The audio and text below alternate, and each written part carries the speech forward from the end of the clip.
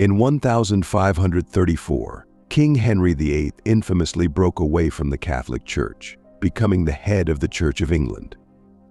Following this, two lesser-known acts were passed: the Suppression of Religious Houses Act 1535 and the Suppression of Religious Houses Act 1539, also known as the two Acts of Dissolution. These acts were the legal instruments of what is now known as the dissolution of the monasteries, a long process throughout which the hundreds of priories, convents, friaries, and other religious houses which fell under the English monarch's rule saw their holdings confiscated by the crown. In doing so, Henry unwittingly set in motion a series of events that would forever change how scholars of English history would access the primary sources used in research.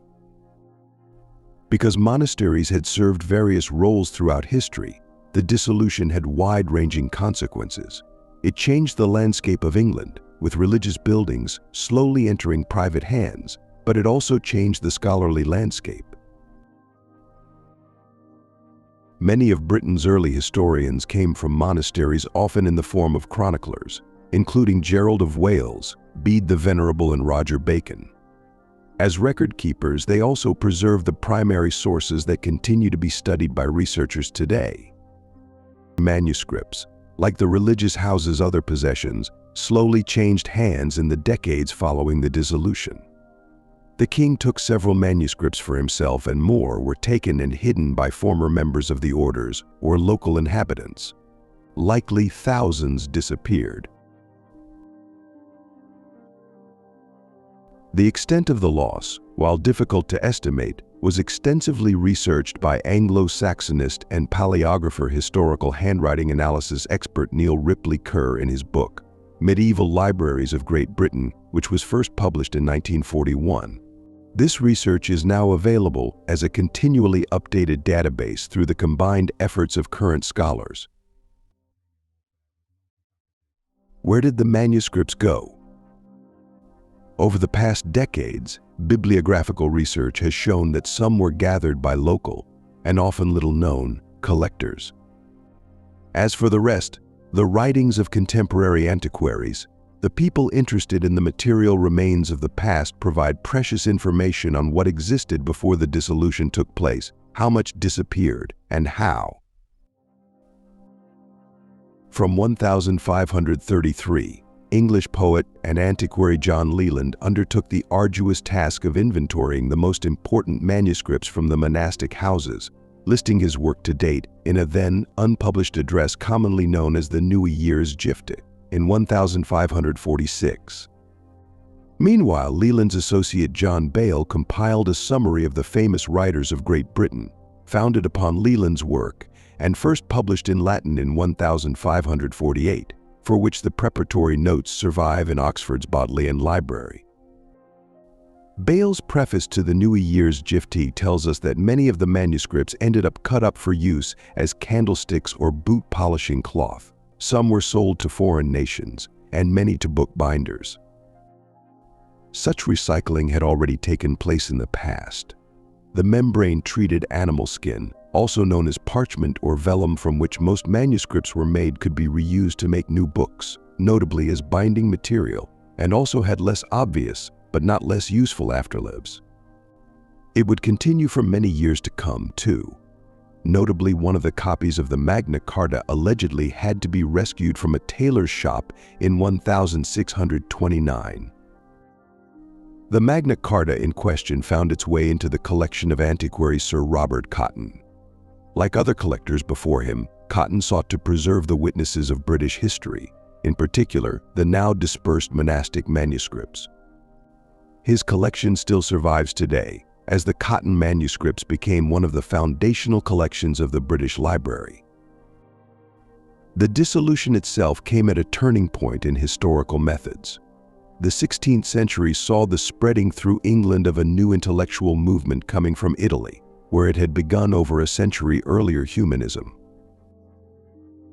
Renaissance humanism was concerned at first with the study of the classical world, eventually producing a new culture of learning involving the re-evaluation of historical sources, including the aforementioned manuscripts. On the continent, this often involved consulting the texts in the monasteries themselves. In England, where the monasteries no longer existed, these sources found their ways into the hands of the scholar collectors who wished to use them, like Matthew Parker and Cotton. Neither Parker nor Cotton limited themselves to gathering these documents. Their libraries were the center of research circles, which used, edited, and sometimes published original manuscripts using another continental creation, the printing press. While antiquaries were not necessarily historians and have generally been considered more interdisciplinary, their work facilitated historical research through both the preservation and the dissemination of primary sources. Historical research has evolved a lot since the 16th century. The sources saved from destruction or dispersion at the time of the dissolution have been read, reread, translated, studied, and contextualized in many ways since the days of the early antiquaries. Henry VIII may have never intended to endanger these manuscripts. However, it is indisputable that the dissolution had a profound effect on English and indeed British scholarship, marking the minds of budding humanistic historians and giving them unprecedented access to original documents. Besides its impact on the historiography of its time, the dissolution could have drastically changed the sources we continue to use. Without the preservationist impulse of collectors, the surviving manuscripts may have well disappeared into tailor and cobbler shops, never to be seen again. Henry VIII was King of England from 22nd April 1509 until his death in 1547. Henry is known for his 6 marriages and his efforts to have his first marriage to Catherine of Aragon annulled. His disagreement with Pope Clement VII about such an annulment led Henry to initiate the English Reformation, separating the Church of England from papal authority. He appointed himself supreme head of the Church of England and dissolved convents and monasteries, for which he was excommunicated by the Pope. Henry brought radical changes to the Constitution of England, expanding royal power and ushering in the theory of the divine right of kings in opposition to papal supremacy. He frequently used charges of treason and heresy to quell dissent, and those accused were often executed without a formal trial using bills of attainder.